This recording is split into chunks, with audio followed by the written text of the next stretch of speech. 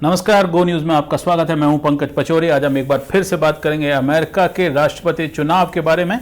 और ये चुनाव बहुत ही अहम है। इससे मालूम पड़ेगा कि डोनाल्ड ट्रंप जो है वो दोबारा जीत के आते हैं, नहीं आते हैं, और एक बार फिर व्हाइट हाउस पर डेमोक्रेट पार्टी का कब्जा होता है या नहीं। डेमोक्रेट पार्टी के उम्मीदवार जो बाइडेन हैं, जो कि बराक ओबामा के साथ उपराष्ट्रपति रह चुके हैं, और काफ़ी उनको आदर जो है वो दिया जाता है। और उन्होंने कमला हैरिस को अपने उपराष्ट्रपति पद के लिए चुना है, जो कि हिंदुस्तानी मूल की हैं। आपने सुना होगा उनके बारे में, और किस तरह से उन्होंने एक लंबी लड़ाई लड़के वो इस मुकाम पर पहुंची हैं। और अमेरिका में ये तीसरा सिर्फ ऐसा मौका है उसके पूरे इतिहास में कि किसी महिला को चुना गया है उपराष्ट्रपति बनने के लिए, और ये पहला मौका है कि किसी अश्वेत महिला को चुना गया है उपराष्ट्रपति पद की दौड़ के लिए।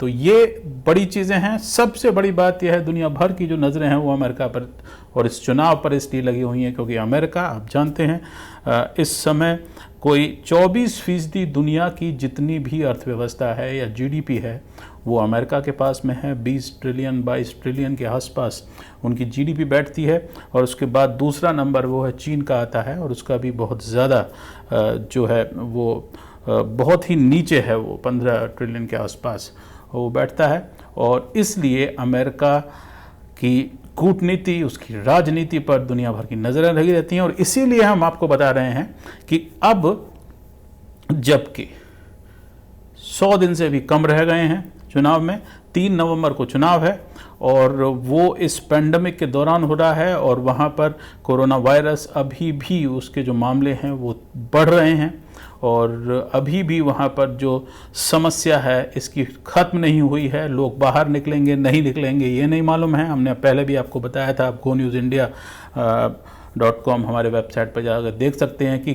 किन किन तबकों के लोग हैं वो किस किस को वोट देने की मंशा रखते हैं। लेकिन आज हम आपको बताएंगे कि इस समय हालात क्या हैं, और वो हालात जो हैं वो राष्ट्रपति ट्रंप के लिए अच्छे नज़र नहीं आ रहे हैं। सबसे पहले तो ये देखिए आप कि किस तरह से बाइडेन जो हैं वो लगातार फरवरी से अब तक जो लोगों की मंशा है उसमें आगे बने हुए हैं, और अब उनको 50% से ज़्यादा ये रजिस्टर्ड वोटर्स हैं जिनके बीच ये पोल हुआ है, और 50% से ज़्यादा लोग जो हैं वो बाइडेन को अगला राष्ट्रपति बनना देखना चाहते हैं। ट्रंप को 41.6% लोग देखना चाहते हैं। और आप ये जो बिंदु देख रहे हैं ये स्टेट्स के हैं अलग अलग, जिनके बारे में हम अलग से चर्चा करेंगे। लेकिन ये तय है कि जनवरी में डोनाल्ड ट्रंप की जो लोकप्रियता थी वो 45% से ऊपर थी, और वो घटकर 41% रह गई है। और दोनों की जो लोकप्रियता थी काफ़ी करीब थी जनवरी के महीने में, और जैसे जैसे समय बीतता जा रहा है, और ख़ासकर मई के बाद में जब अमेरिका में कोरोना वायरस से ज़्यादा मौतें होने लगी और डोनाल्ड ट्रंप की निंदा होने लगी कि उन्होंने जिस तरह से इस महामारी से उन्होंने लड़ाई लड़ी है वो गलत तरीके से लड़ी है, उसकी वजह से लोगों की जानें बहुत गई हैं। 1.5 लाख के आसपास जो है वो लोग मारे जा चुके हैं अमेरिका में, और सबसे ज़्यादा वहाँ पर संक्रमित लोग हैं। अर्थव्यवस्था बुरी तरह से उस पर असर पड़ा है, और इसलिए उनकी लोकप्रियता आप देख रहे हैं कि लगातार कम होती जा रही है। तो ये इस समय हालात हैं। 3 नवंबर को चुनाव हैं, वोट पड़ना है। अभी भी ये तय नहीं है कितने लोग बाहर निकलेंगे, कितने लोग बाहर नहीं निकलेंगे। लेकिन इस समय ये साफ दिखाई दे रहा है कि डोनाल्ड ट्रंप, जो कि बड़ी मशक्क़त के बाद हिलरी क्लिंटन से जीते थे पिछले चुनाव में, काफ़ी दिनों तक चुनाव के नतीजे पूरे सामने नहीं आ पाए थे, और वो सिर्फ जो इलेक्टोरल कॉलेज है अमेरिका का, जिसमें कि अलग अलग राज्यों के जो उनकी जो रजिस्टर्ड वोटर्स हैं उनको मिला करके और उनके जो अंक हैं वो जमा करके होता है वहाँ पर, और उसमें इलेक्टोरल कॉलेज में वो जीते थे। और लोकप्रिय वोट जो कुल वोट थे उनको तब भी हिलरी क्लिंटन से कम मिले थे। अब अमेरिका में सारा जो मसला है वो 14 राज्यों पर है। 50 राज्यों में कुल हैं, 14 राज्य जो हैं उनमें मसला है जो कि इधर से उधर हो सकते हैं, जिसे हम फेंस सिटिंग कहते हैं या बैटल ग्राउंड स्टेट्स कहते हैं। उनमें क्या हालात हैं ये हम देखते हैं, तो उससे ये साफ नज़र आ रहा है कि इस समय ट्रंप साहब थोड़ा सा फिसलते हुए नज़र आ रहे हैं। इस पर नज़र डालिए तो ये आप देख सकते हैं कि एरिज़ोना में इस समय, पहले तो कुल देखिए 14 में से सिर्फ 3 राज्यों में ट्रंप आगे हैं, और ये तीनों वो राज्य हैं जहाँ पर पहले से ही रिपब्लिकन पार्टी का बोलबाला था। और आप समझ सकते हैं कि जॉर्जिया में वो 5% से ज़्यादा वोटों से जीते थे हिलरी क्लिंटन से। इस समय सिर्फ वो 1% वोट से ज़्यादा चल रहे हैं बाइडेन से। आयोवा में ट्रंप 9.5% वोटों से ज़्यादा से जीते थे और इस समय वो 1.7% हैं। और टेक्सास जो कि रिपब्लिकन पार्टी का गढ़ माना जाता है, वहाँ पर वो 9% वोटों से ज़्यादा से जीते थे और अब सिर्फ 2% वोटों से वहाँ पर आगे हैं। सिर्फ 3 राज्यों में वो आगे हैं और ये 14 जो राज्य हैं यही फैसला करते हैं कि अमेरिका की वाइट हाउस में कौन बैठेगा। और अब बाइडेन को अगर देखें तो एरिज़ोना में उन्होंने बढ़त बना ली है, ट्रंप पहले जीते थे। फ्लोरिडा में उन्होंने बढ़त बना ली है, वहाँ पर भी ट्रंप जीते थे। Michigan, Minnesota, Nevada, new Hampshire, north Carolina, Ohio, Pennsylvania, इसमें से नॉर्थ कैरोलिना, ओहायो, पेंसिल्वेनिया ये रिपब्लिकन पार्टी के गढ़ माने जाते हैं, यहाँ पर ट्रंप जीते थे। और नीचे अगर देखें तो वर्जीनिया में बहुत ज़्यादा उनकी बढ़त है। इसको पहले भी डेमोक्रेट पार्टी की हिलरी क्लिंटन जो थी वो जीती थी पिछले चुनाव में। और विस्कॉन्सिन में एक बार फिर से जो कि डेमोक्रेट इलाका है, ट्रंप ने इसमें हार, इस राज्य की वजह से आप कह सकते हैं एक तरह से कि क्लिंटन हार गई थी, और लेकिन इसमें उन्होंने काफ़ी बढ़त जो है इस समय बनाई हुई है। तो ये बैटल ग्राउंड स्टेट्स हैं अमेरिका के, और आप देख सकते हैं कि इनमें से सिर्फ 4 में हिलरी क्लिंटन ने विजय पाई थी और उसमें से न्यू हैम्पशायर में बहुत ही कम वोटों से वो आगे थी।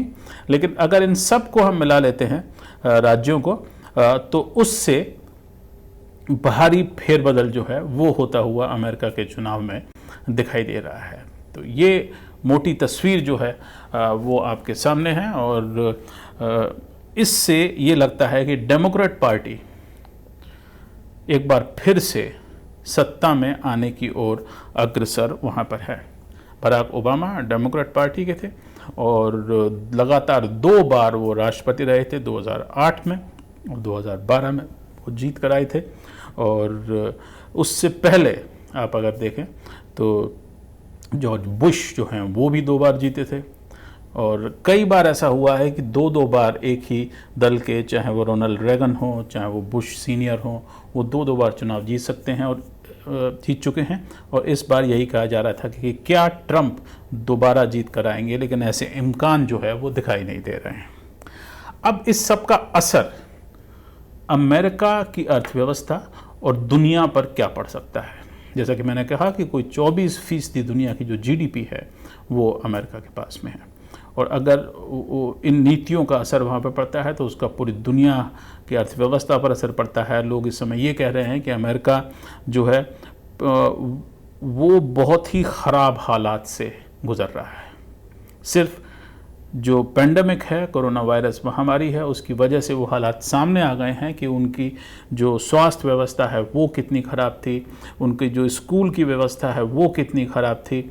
और इस समय भी हालात ये हैं कि अमेरिका के लाखों सैनिक जो हैं वो बाहर, देश से बाहर हैं, अलग अलग जगह पर वो तैनात हैं, चाहे वो मध्य पूर्व में हो, अफ़गानिस्तान में हो, साउथ चाइना सी में हो, दक्षिण कोरिया में हो, जापान में हो। अभी भी अमेरिका उलझा हुआ है दुनिया भर में, और देश की अर्थव्यवस्था जो है उसके ऊपर काफ़ी असर पड़ रहा है। और जो सुपर पावर होने का अमेरिका का एक जो दर्जा था वो लगातार ख़त्म हो रहा है। हालांकि पिछले चुनाव में ट्रंप का नारा यही था, मेक अमेरिका ग्रेट अगेन, लेकिन पिछले 3.5 साल में हालात जिस तरह से ख़राब हुए हैं, लोगों को अब लगने लगा है कि वाइट हाउस में सत्ता परिवर्तन होना चाहिए। अब इसका असर क्या पड़ेगा हम आपको ये बताते हैं कि पिछले 100 साल के आंकड़े जो हैं उठाए गए हैं, उनके ऊपर ये रिसर्च की गई है कि अगर डेमोक्रेट सत्ता में होते हैं तो अमेरिका का जो स्टॉक बाज़ार है उसमें कितना फ़ायदा होता है, जो टॉप 500 कंपनियां अमेरिका की हैं उनमें कितना फ़ायदा होता है, ये देखिए आप। तो इसमें आप देख सकते हैं कि जो ये नीले रंग की जो लाइन है ये डेमोक्रेट पार्टी जब सत्ता में होती है उसकी हैं, और लाल जो है ये जब रिपब्लिकन होती है तब होती है। पहली लाइन बताती है हमें कि डेमोक्रेट प्रेसिडेंट है और कांग्रेस पर भी डेमोक्रेट्स का अधिकार है। ये आप समझ लीजिए कि 1927 से लेकर के 2019 तक S&P यानी स्टैंडर्ड्स एंड पुअर, जिसमें 500 सबसे बड़ी अमेरिकन कंपनी हैं, ये उनके जो रिटर्न हैं पर एनम यानी प्रति साल, ये उनका आंकड़ा है। तो जब डेमोक्रेट प्रेसिडेंट होता है और कांग्रेस पर भी डेमोक्रेट का अधिकार होता है तो तकरीबन 14% रिटर्न आता है, यानी कि फ़ायदे जो हैं कंपनियों के वो इतने रहते हैं। अगर डेमोक्रेट प्रेसिडेंट होता है और डिवाइडेड गवर्नमेंट होती है, यानी कि कांग्रेस और सेनेट में डेमोक्रेट जो हैं वो सत्ता में नहीं होते हैं, तब आप समझ सकते हैं कि काफ़ी ज़्यादा लाभ दिखाई देता है, 16% से भी ज़्यादा। रिपब्लिकन पार्टी का प्रेसिडेंट होता है और कांग्रेस पर रिपब्लिकन का जो कब्जा होता है, जैसा कि जॉर्ज बुश के टाइम में हुआ, तो सबसे कम रिटर्न आया 8% के आसपास। और अगर रिपब्लिकन प्रेसिडेंट होता है और सेनेट और कांग्रेस में रिपब्लिकन कब्जा नहीं होता है तो उससे थोड़ा बेहतर जो है वो नतीजे दिखाई देते हैं आपको, जहाँ तक अमेरिका का बिजनेस का सवाल है।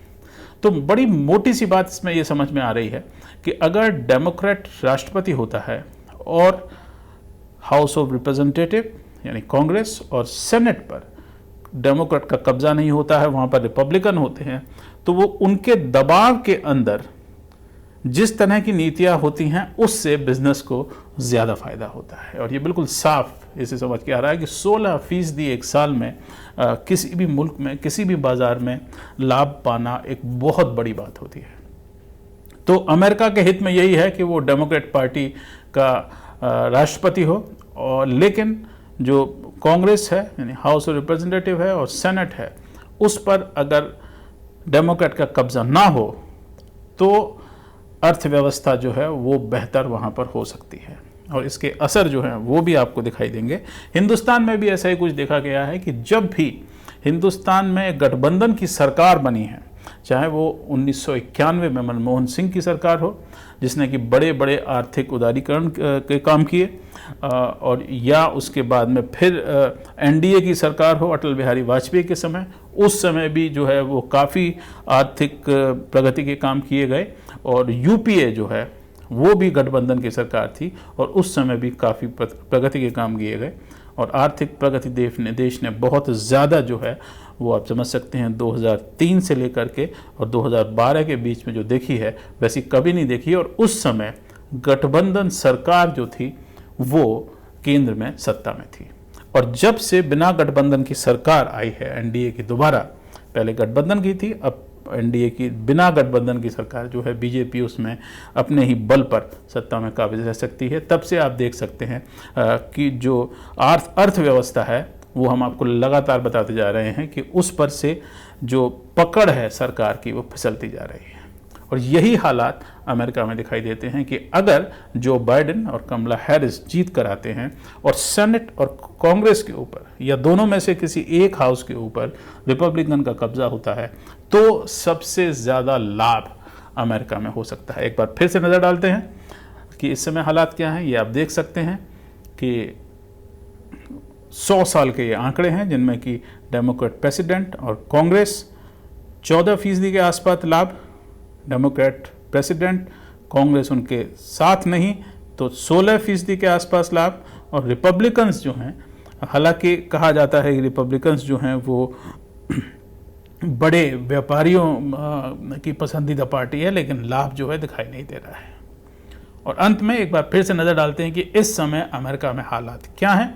आप देख सकते हैं जो बाइडेन 50.2% जो हैं वो उनकी लोकप्रियता इस समय है, यानी ये इंटेंशंस हैं, मंशा है रजिस्टर्ड वोटर्स की, और 41.6% ट्रंप, और इसमें अभी आने वाले कोई 80 दिनों के अंदर कुछ ज़्यादा अंतर आता दिखाई नहीं दे रहा है। और ये आप देख सकते हैं कि अलग अलग स्टेट्स में जो 14 सबसे ज़्यादा महत्वपूर्ण जो स्टेट्स हैं उनमें इस समय सिर्फ 3 पर डोनाल्ड ट्रंप जो हैं वो आगे चल रहे हैं। तो 3 नवंबर जो है अमेरिका के लिए बड़ी घड़ी है और दुनिया भर के पर इसका असर पड़ेगा। हिंदुस्तान की जो कूटनीति है वो कैसे बदलेगी, कैसे उस पर असर पड़ेगा, क्योंकि हिंदुस्तानी मूल की महिला वहाँ पर संभवतः उपराष्ट्रपति भी बन सकती हैं। ये हम आपको आगे चल के विस्तार से बताएंगे। फिलहाल गो न्यूज़ इंडिया में इतना ही। आप हमारे वेबसाइट पर, यूट्यूब पर, इंस्टाग्राम पर, फेसबुक पर और gonewsindia.com हमारे वेबसाइट पर जाके ताज़ा और पुराने सभी समाचार देख सकते हैं। आज इतना ही। नमस्कार।